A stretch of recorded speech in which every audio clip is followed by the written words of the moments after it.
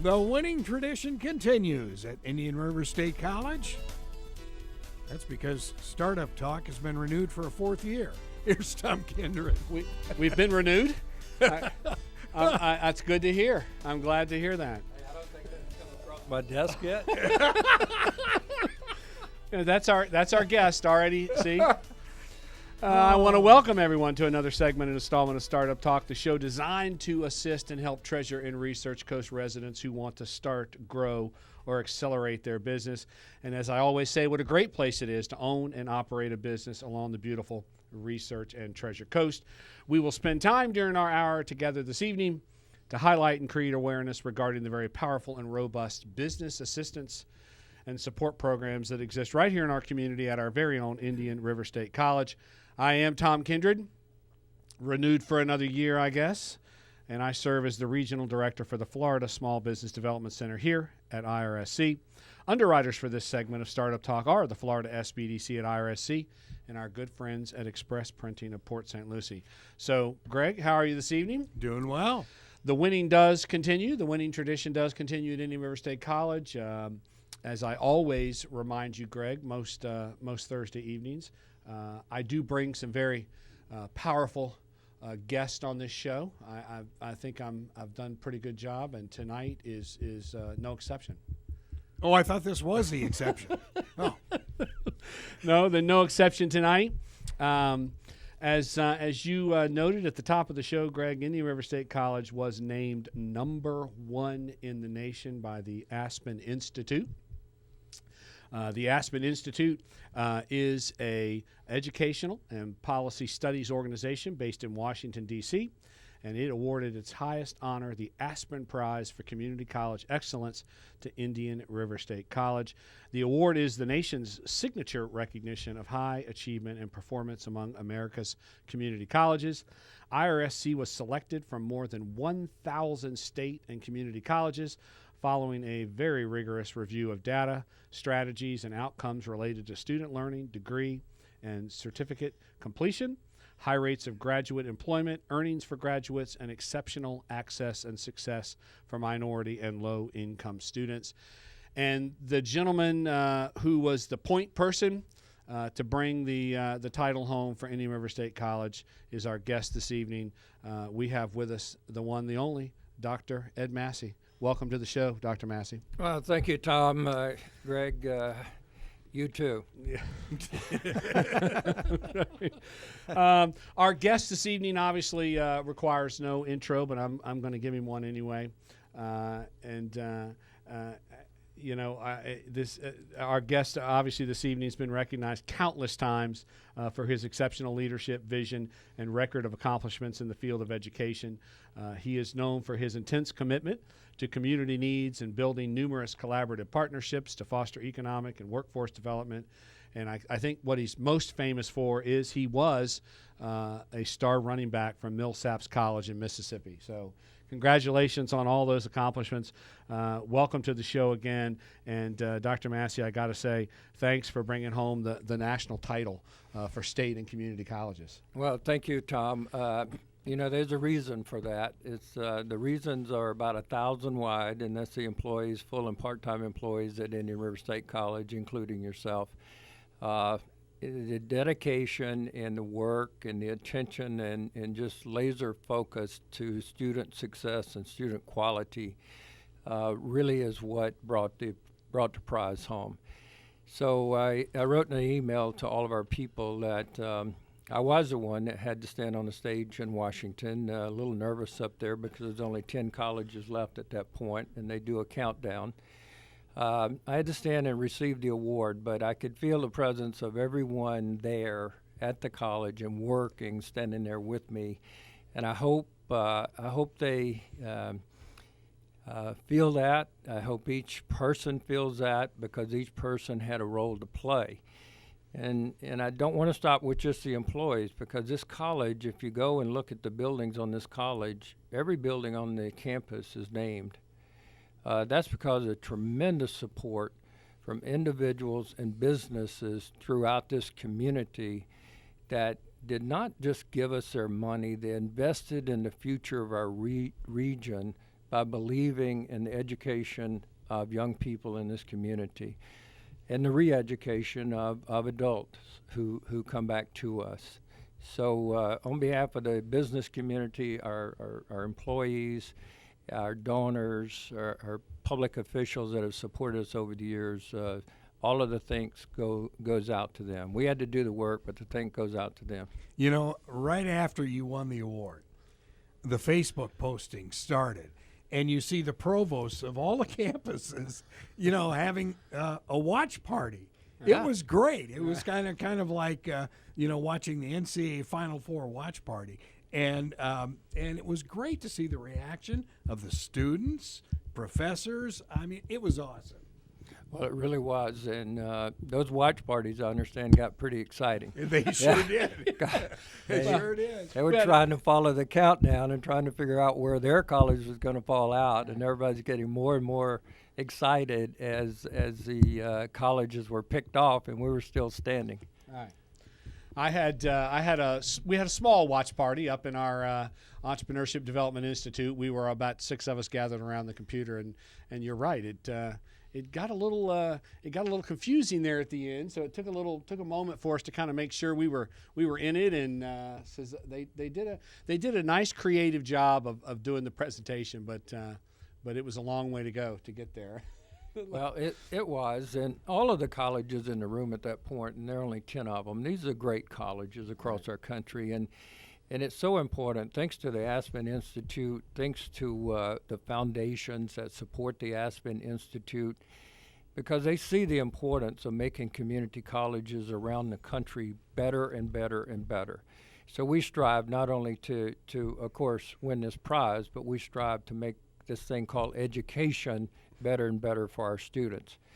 The workforce is changing so quickly that we have to constantly change the way we deliver education.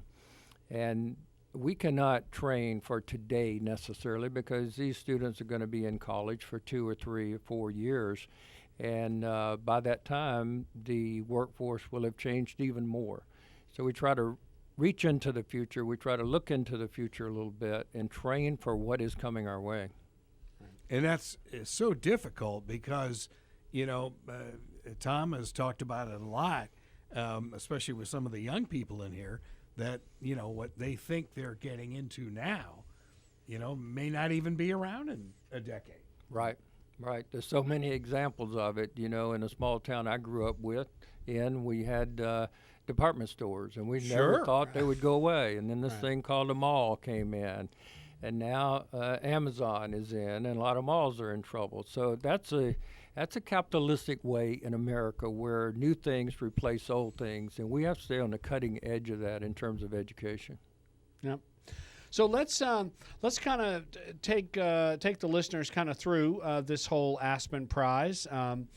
This is something that you and your team and the administrators and faculty and board of trustees have been focused on and looking after for a number of years. So kind of just a few statistical and data questions. How many colleges are involved in this prize?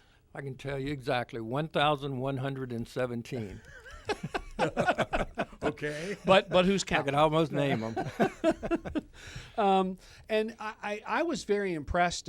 You know, of course, we were introduced to Aspen a couple of years ago, but I've always been impressed at what they reviewed. I mean, it's not just superficial information at these institutions. They are kind of drilling down pretty deep and getting into some very important data and statistics. What do they look at in review for their findings and the eventual award? Yeah, when they come in, it's a very intensive review. They of course look at our curriculum. They look at partnerships that we have with the community. They look at the depth of which we reach into the community to help create jobs, sustain jobs, and put people to work. And they also look at the salaries that individuals make. What they want is for people to come out of school and have a sustainable salary, where they can realize their dreams. And when they get into the academic part, they want to be sure that students are learning. So we have learning outcomes in every one of our courses, and we also have program learning outcomes. So they will really drill down into the faculty to be sure that the topics such as critical and creative thinking, such as problem solving, such as computation, those kinds of things that when a student graduates from college and somebody asks them, what did you learn in college? They're not going to say, I don't know. They're going to say, I learned how to critically think. I learned how to solve problems. Said, I don't know. Right. Yeah. So they dig into learning outcomes. They Sure. dig into all of our technologies. They dig into interventions where some students that go to school run into some barriers. And what interventions do we have to be sure that they will stay in school, be successful, and graduate? So it's a very in-depth review when they come in and visit. And the press release from Aspen discussed your 4-year degree programs, which they were all impressed with. You know, I appreciate it so much that Aspen understood that there is not a main campus of a university within 90 miles of us. So we have so many adult students, and you may have had some in your family, that had a 2-year degree, had a job, had a family, home to keep up, and they wanted to get a promotion on their job, and to do that, they would have to have a baccalaureate degree. So to do that, they would have to drive 2 hours one way after they worked all day and took care of their family to get the baccalaureate degree. So we implemented the baccalaureate degrees to really address place-bound people, to eliminate the travel, and so that they could get a baccalaureate degree and it would not interfere with their life and their home and so forth. Aspen, it took a while for Aspen to understand the importance of that. We've been in the top 10 3 times, and I think the first 2 times we were in the top 10, they did not really appreciate that. But they came to understand that was really an entrepreneurial and a creative approach to actually move our community forward. And so the completers in our baccalaureate program contributed highly to the winning of this award. And I'm so happy they recognized it and recognized what it was for. You know, there are different attitudes. Maybe you're trying to become something that you're not, and we never want to do that. We're about 85% community college, and the rest are baccalaureates. We're happy about that, and we like that position. But this has been such a service to our community. We actually have a board member that had 4 kids, came back to Indian River to get her baccalaureate degree, and then was appointed by the governor to serve on the board of trustees of the college. Wow, that's a great story. Yeah, and you really answered my next question. I was going to kind of mention that Indian River State College has been involved in this process, and 1 year top 10, the second year top 3, really. And I was going to ask, what do you think put us in the number 1 spot this year? But you kind of answered it. You think it's really the recognition that what we're doing with baccalaureates is making a big difference. It did make a big difference because one of the things they look at is transfers. When our 2-year students leave us, where do they go? Now, if you're in a big city with a university next door to you, a lot of students go to the local college and then they cross the street and they go to the university. Sure. We don't have that option in our community. So with the baccalaureate degrees that we built, we actually, in the review, had the largest transfer rate of all of the colleges. Wow. That's amazing. Yeah. That's great. With degree completion, so important, how has IRSC really excelled in this area of completers? It's taken a totally different approach. You know, when we went to college, many times the professor may say, look to your right and look to your left, because there's only going to be one of you left standing when the class is over. And the new philosophy is we want to be sure that every student, wherever they're starting, we can take them where they want to go. So we take the individual, and you, Greg, don't want to do an IQ test between you and Tom. Y'all may be y'all may be on the same plane, but let's say Maybe me and the countertop. Tom's on one plane, and, Right. and you need something else. Right. And so we've been very good, and our faculty have been very understanding of this, that this is our job, to take you from where you are, help you to realize your dreams, and understand that we can't say it just one way and everybody gets it. So we use projects, we use hands-on applied teaching, we use lecture, we blend classes between online classes and traditional classes. In that way, we're addressing 75 to 80% of the class versus just a straight lecture only really addresses the auditory learners in a class and not the whole class. Right. So we've used different techniques so that we could move a larger percentage of the class forward to completion. And I have a great example of this. It's within my own family. My son attended Indian River State College, received his 2-year degree, and was a transfer student to the University of Florida. Go Gators! But what I was so impressed with was when my son met with an advisor. They asked what the end game was, what degree he was seeking, and they really built a pathway for him so that he was ready for that transfer when he received his degree at Indian River State College, and it worked beautifully. I mean, it really did. He got exactly what he needed to get done. When we showed up at the University of Florida, she reviewed his transcript, and she said, "You've taken exactly what you needed to take." So, I mean, he was ready. Talk a little bit about that whole pathways concept at Indian River State College. I mean, obviously a pretty powerful program. Yeah, it really is. In days past, we had what we called a cafeteria-style approach. So the students would walk in, they'd see all of these thousands of courses, and they would pick this one, that one, this one, that one, and so forth. And basically the idea back then was to let you take what you felt like you wanted to take. So you would end up with a tremendous number of courses. You would end up with courses that did not actually add to graduation. And with all those courses, you would actually increase your cost of your education and delay it in time. So now when a student comes in, they get an assigned counselor. So that student will stay with that counselor, that advisor, through their whole program. Then we work with the end point in mind. What do you want to become? What job do you think you'd like to spend the next 70 years of your life working in? And try to start with the end point in mind, kind of like a GPS.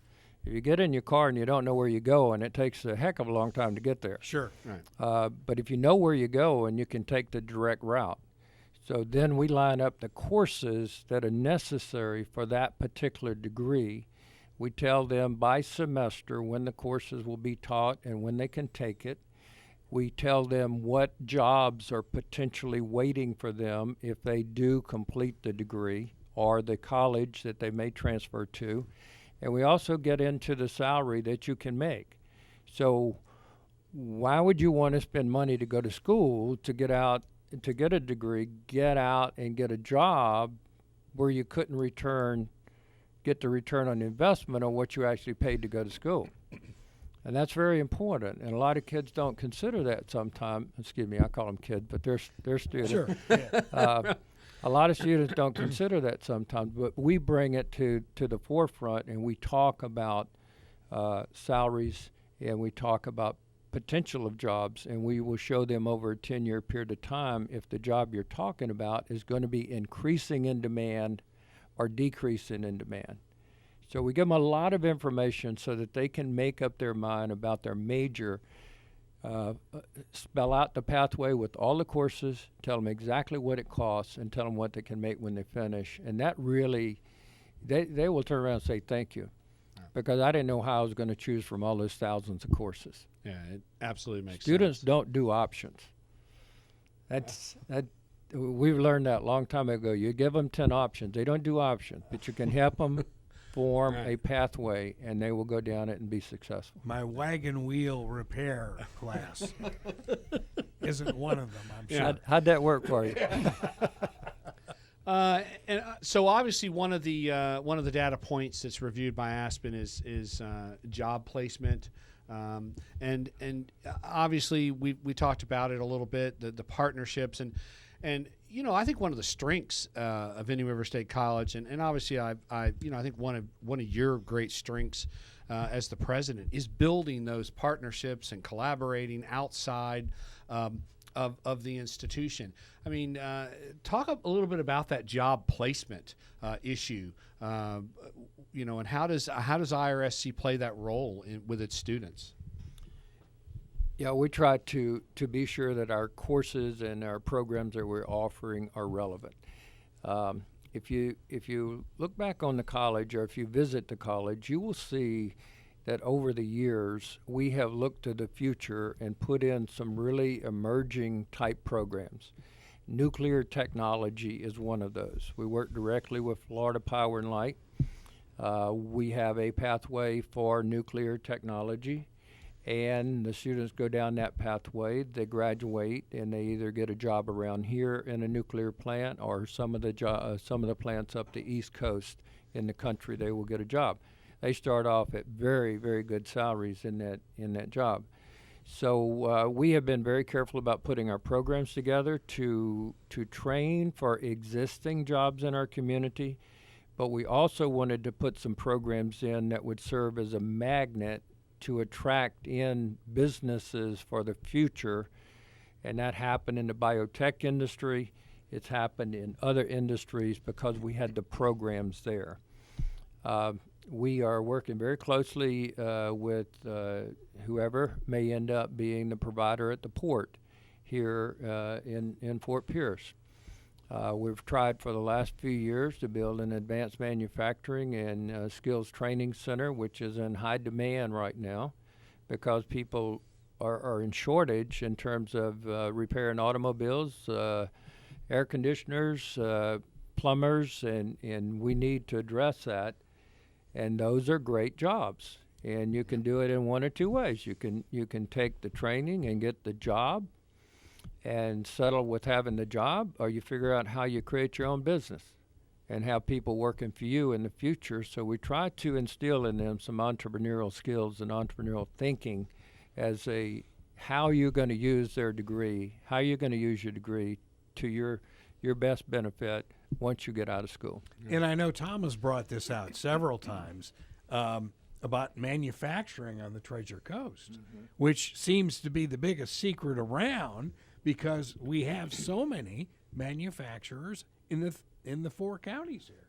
We really do. A lot of people don't realize how many small manufacturers we have throughout the area, and some of them now are getting pretty large. Right. We have plants now that are producing LED lighting and lighting fixtures, and they're expanding. We have, of course, Torrey Pines in the biotech. We have not really manufacturing right there, but we're working with every manufacturer almost in the whole area, and they are moving more into smart manufacturing, where you have computerized lathes, you have 3D printing, you have processes like that are moving into manufacturing and is going to be the future manufacturing.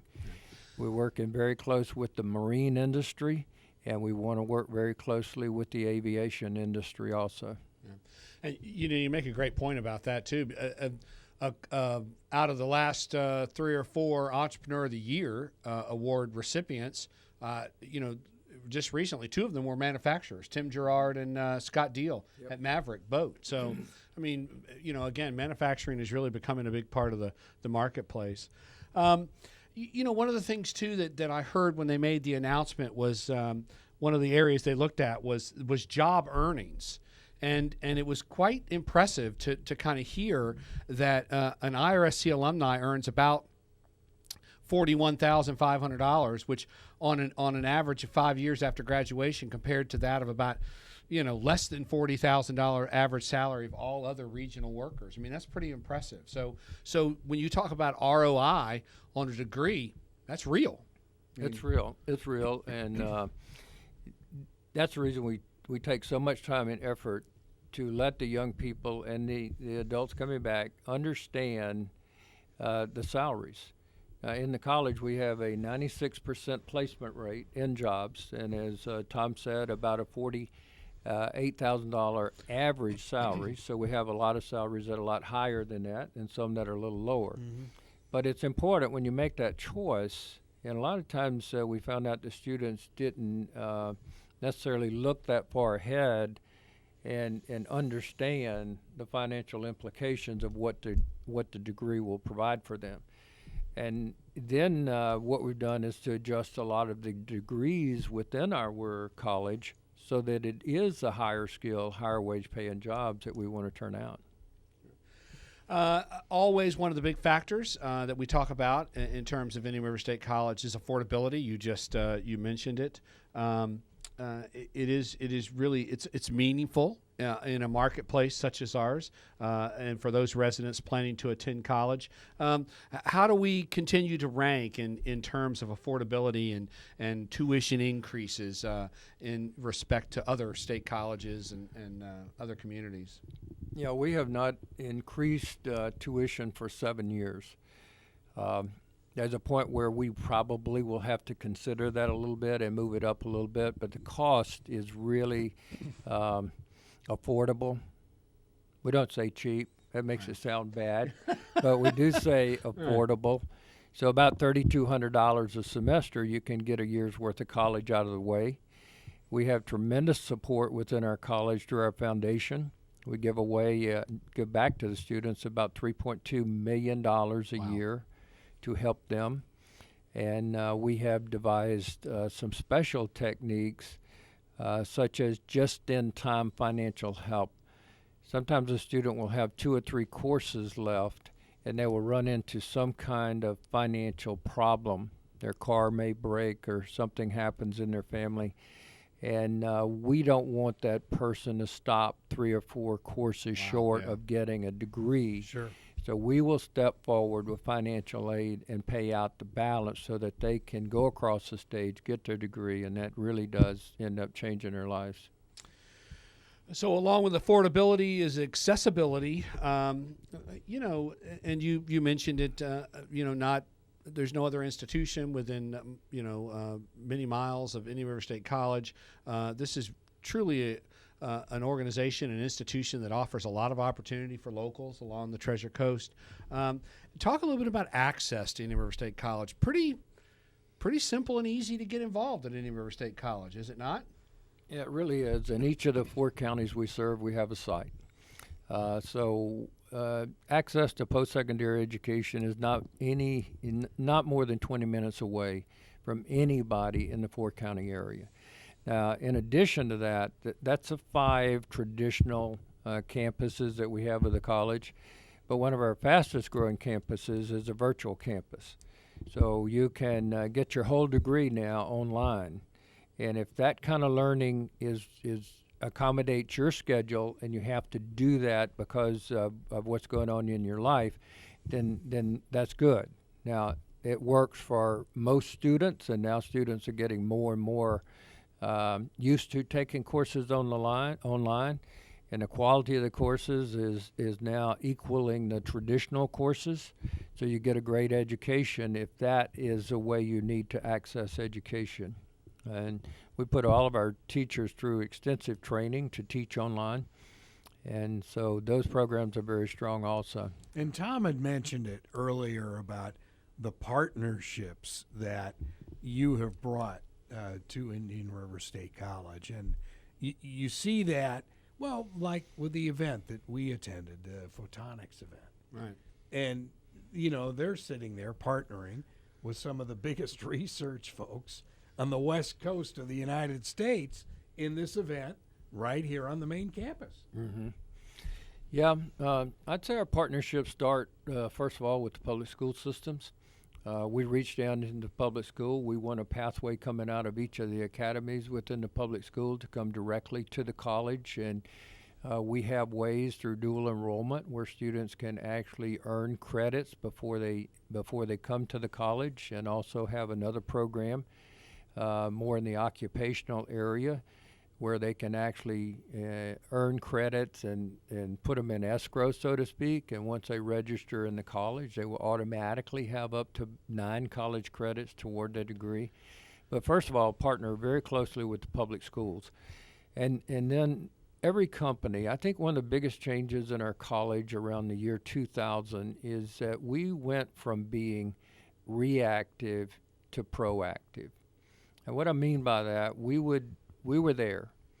Somebody moved a company in town. We would wait and see if they called us and see if we could help them. Now we're very proactive, and based on the curriculum and the programs we built, to reach out to photonics companies and get them interested in moving into the county. Sure. And usually they have to build a facility. So as they move in, we have actually housed some companies on our campus. So during the process of them building their building, during the process of building the building, we are going to step in and train their people so that when the doors open, they'll have the trained workforce to go in and take over. And that's reached into so many parts of the country, and some of the grants we get, some of the federal grants we get, like the photonics, since you mentioned that one, we have about 111 companies across the country, not just in our area, but across the country, that are interested in getting laser technology trained people and also photonics people. So we're not, our purpose is local primarily, but we have a lot of partners that reach out across the country also. You know, one of the concepts and philosophies that really is woven in to everything we do at Indian River State College and really permeates the entire college family is the idea of student success, and you talk about it on a regular basis. Talk a little bit about that philosophy of student success and the buy-in from really everyone at every level at the college. I think anyone that runs a company or anyone in a position of leadership has occasions when they go home at night and they just feel like maybe they left something on the table. Maybe we weren't getting the full impact out of what we're doing. And we ran into that, and it really hit me in the year 2000. We could be a lot more than what we were doing. So we started checking to try to figure out what we would have to do to be better. And it boiled down to the environment, or it boiled down to the culture in which we were working in.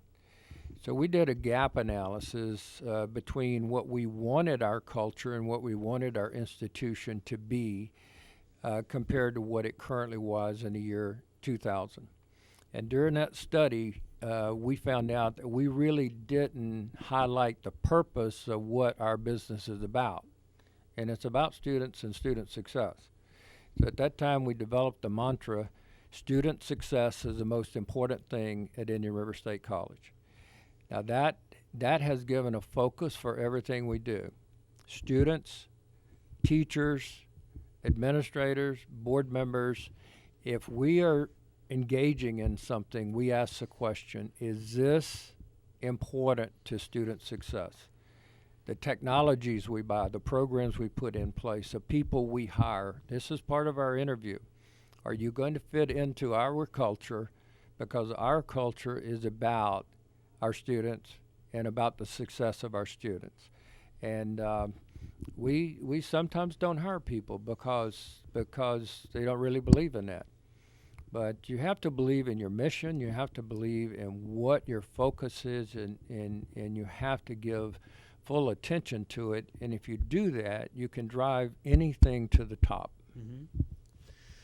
And along that same line too, I often tell folks when I'm out speaking and talking about our programs at the Entrepreneurship Development Institute and the Small Business Development Center, I often tell people that Indian River State College has a president that gets it, and that's kind of my term, that gets it in regards to local economic development, small business support. and entrepreneurship. And when you talk about the mission of the college, written into that mission is also that small area of workforce training and business support. So the creation of the Entrepreneurship Development Institute and all of its resources. Talk a little bit about why is it important for Indian River State College to engage in economic development and building this community up? Well, it's good business. That's it's a good business practice. And so eventually you have to take the thought of education to why you're getting an education. Now, some of the reasons, of course, is to intellectually learn different kinds of things, of course. But the ultimate reason is to get a good paying job. Sure. And so we're very involved in trying to develop the community to be sure good paying jobs, additional good paying jobs are going to be here because our communities are growing. Prior to the recession, this was one of the fastest growing areas in the whole country. And now it's beginning to come back and more people are coming back in. And so we're just in a perfect position to train the people to do those jobs and also to help to attract in those jobs through working with economic development, our local economic development group, our chambers, our other business. Some of the strongest recruiters are other businesses. Right. They will recruit companies in that work with their company. So, IRSC again really is so robust in its offerings. I mean, as you've mentioned all of them, this evening. You've talked about traditional academic education, folks wanting, students who want to transfer and move on. I mean, certificate programs, workforce training, fast track to manufacturing. So really, I mean, there really is something for everyone at Indian River State College in terms of bettering themselves, bettering the lives of their family, bettering our community. Absolutely. One I haven't mentioned that's very, very, very important to our community is healthcare. Right. Healthcare is we need a lot of people that will go into healthcare. There's a big need for nurses. There's a big need for all of the support jobs in healthcare. And we have that program also. And work very closely with our hospitals, and a few years ago partnered with Florida State to bring a med school onto our campus. So healthcare is a strong program for us. And I know what Greg and I are going to mention. Dr. Parrish, the chief economist for the Florida Chamber Foundation, spoke last year, and he's going to speak again this year at our annual conference. But I loved what he told us last year at the conference. He said, the old model in the state of Florida was you built a golf course and you build houses around it. The new model for Florida is, he told us, you build a hospital and you build houses around it. So yeah, I mean you're right on target with healthcare and again, what an extremely robust program in healthcare. Multiple degrees, dental, nursing, 2 and 4 year degrees. So all kinds of offerings in health sciences. Yeah, and the 5 nurses that I dealt with Saturday, St. Lucie Medical Center, were all IRSC grads. Yeah. Well, you better hope we did a good job then, huh? They did a very good job. Let me just mention. And you did a very good job, yes. Mention one other, if I have time here. Recently, we were approved by NSA to be a center of excellence in cybersecurity. Ooh. And that's very exciting. Yeah. And cybersecurity is a hot item for young people and adult students that are interested in computers and that kind of work. Almost every company, it seems like, needs somebody to protect their information now, and cybersecurity is a hot item. Well, as you well know, too, the SBDC has from a state network standpoint, really, honed in on cybersecurity, where we've all been to some level of training in cybersecurity as SBDC consultants, and we've got a couple specialists, on staff at the SBDC. So you're absolutely right. Important. The Aspen Prize for Community College Excellence is awarded every 2 years. And you mentioned some of the folks that fund it. It's funded by the ECMC Foundation, Joyce Foundation, the Kresge Foundation, and Siemens Foundation. IRSC has been selected as a top 10 finalist, as you mentioned, for the award in each of the past 3 program cycles. Where do we go from here? We're going back to work tomorrow. Celebration is over. I've got to go back to work tomorrow? Okay. Yeah. No, we have. I think it's a great time, quality enhancement time for all of our programs. We're top notch in a lot of ways, but we want to maintain the continuous improvement throughout the college. Look at new programs that may be needed for our community to develop, and just move forward. And I'm sure as we look around, we will find that next thing pretty quickly. Well, Dr. Massey, again, on behalf of my son, who is a graduate of Indian River State College, on behalf of myself, I took a number of classes at Indian River State College through the years. It was probably Indian River Community College back in my day. I as I've told you in the past, you know, for many folks that come to our community as new residents, the IRSC is an incredible institution. For me, as an individual who was kind of born and raised around these parts, it's been a big part of my life. The college has been. Spent a lot of time on main campus doing all kinds of things, from sports and athletics to education. So I appreciate the work you've done over the last, you've been here a couple of years now. So we appreciate just a couple. So we appreciate the work, and certainly I am very appreciative of the vision that you and the leadership that you've shown our community. I can't imagine our community without Indian River State College. Been a big part of this community for a long time. So I thank you on behalf of those of us who work in the Entrepreneurship Development Institute. For your support of our program and support in our community. So with that, I'll give you the last word for this segment if you want to close it up. You tell me to go back to work? Well, yeah. Right. Definitely that. But, yeah. The other side of it is my personal side. And I'd just like to reach out. I'm so thankful for even being in this position and having all the employees. But I have a wonderful wife I've been with for 53 years. She's tolerated me all this time.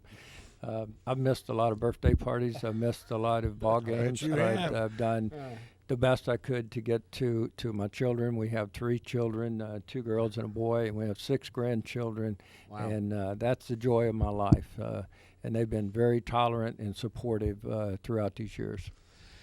Well, we appreciate it. And Greg, anything you want to close up this segment before we take a quick break? And the community definitely appreciates you for everything you've done. It's been amazing. And, we've been doing the basketball games now for 12 years. And it's very interesting just seeing the athletic awards that you have and that you hand out, and how many 4-point GPA students that are indeed student athletes. Yep. That and this year was probably the biggest group ever. Yeah. I'm so proud of those guys and girls. Our swim team, our basketball team, volleyball team, softball, baseball, they put in a lot of hours practicing and working, and it builds up a strong discipline. They know what it takes to win, and they're doing it in the classroom as well as on the court and in the pool and on the field. So we're very proud of them. Okay. With that, Dr. Massey, again, thank you for taking time out to be with us here on Startup Talk. We appreciate it. Know you've got a pretty full agenda and schedule normally, so we do appreciate taking time out. Congratulations again on the Aspen Award. Well earned and deserved. So with that, stay tuned, because we will be right back with more Startup Talk. We're going to have a little conversation about another incredible event coming up at Indian River State College, the 7th Annual Entrepreneurship and Small Business Conference on May the 7th, right there on main campus. So stay tuned. We'll be right back with more Startup Talk. We're number 1. And we are back with more Startup Talk from the Dan K. Richardson Entrepreneurship Development Institute right here on our main campus of Indian River State College. Great segment. If you joined us for the first half of the show, great guest, Dr. Massey, talking about the Aspen Prize and all the work that went into being recognized as the number 1 community college in the country. So we appreciate Dr. Massey taking time out to go through all of that with us.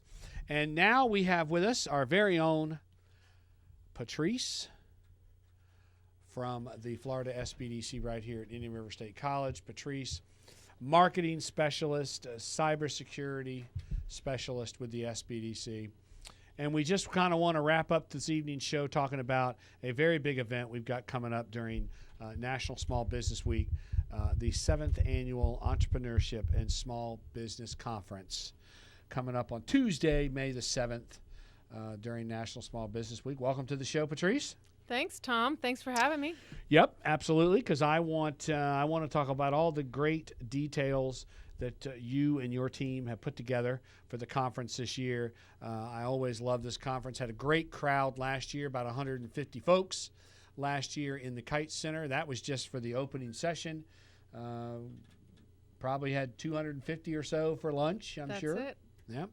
So give us the rundown. 7th Annual coming up on May the 7th. Talk to us. So we're super excited. We are jam-packed that day with some excellent guests. We have 2 guest speakers. Our morning speaker is Dr. Jerry Parrish. He's here again, the chief economist for the Florida Chamber Foundation. He did an excellent job last year giving us, helping us put our finger on the pulse of the Florida economy and what's happening specifically here in the Treasure Coast and how it's going to impact job growth and for the small businesses. And then we also have keynote speaker is renowned author Jim Blasingame. And he's coming. He's going to introduce us to his book, the next one. It's The Third Ingredient. And Steve Forbes says, in The Third Ingredient, Jim Blasingame innovatively asks and answers arguably the most profoundly critical question of our time. Why is technology causing so much anxiety? And he goes on to say this book is compelling and prophetic and that every person, a business person, should read it. So we're excited to have the opportunity to be able to give this book away with registration. Nice. All right.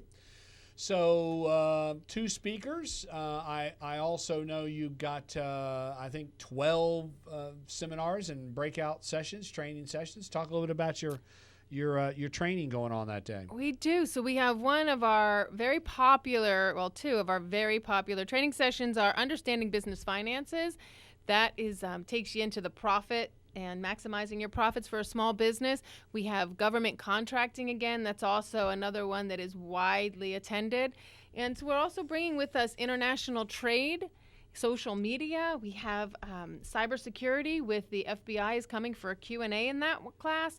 And HR trends, what's happening in the HR field and why it's important to have emotional intelligence with your employees. So very exciting, very timely topics this year.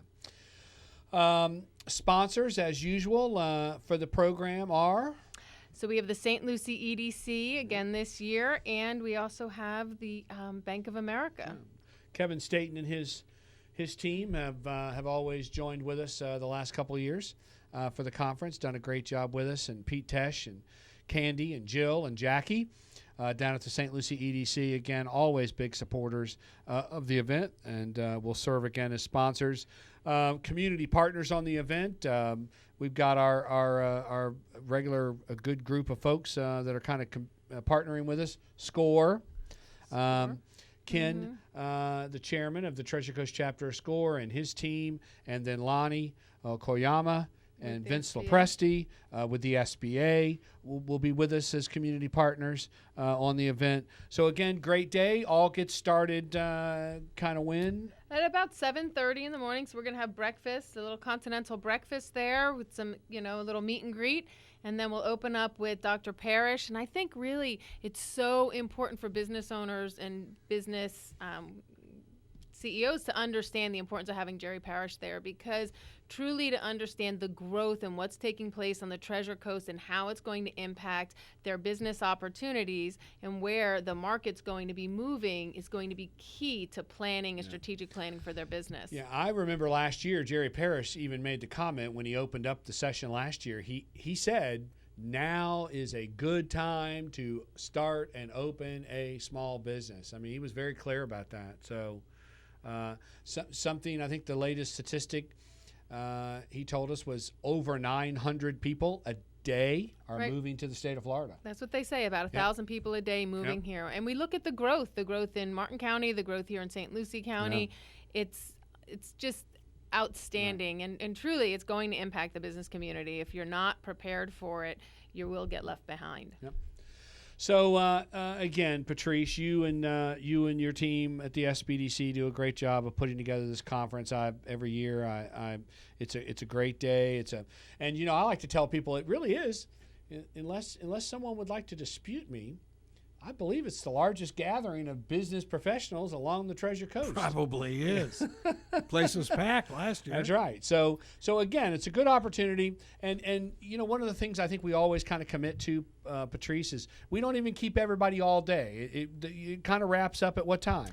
Wraps up around 3:30, and the last sessions are pretty intense. We have leadership training and search engine optimization, which everyone really, all these businesses want to know about it.